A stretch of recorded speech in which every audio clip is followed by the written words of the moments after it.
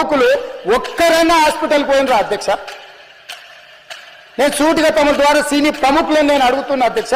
తల్లి చనిపోయి 9 సంవత్సరాల పిల్లగాడు బ్రెయిన్ డెడ్ అయ్యి ఆక్సిజన్ అందక 20 రోజుల నుంచి హాస్పిటల్లా కోమాలో ఉంటే ఈ సినీ ప్రముఖులు ఒక్క రోజు కోసం పోలీస్ స్టేషన్ పోయిన ఇంటికాడ క్యూ కట్టి ప్రభుత్వాన్ని తిడుతున్నారు, నన్ను తిడుతున్నారు, అతన్ని పరామర్శిస్తారు. ఏమైంది అధ్యక్ష? అతను కాలు పోయిందా, కన్ను పోయిందా, చేయి పోయిందా, ఏమైనా కిడ్నీలు దెబ్బతిన్నా, ఏమైంది?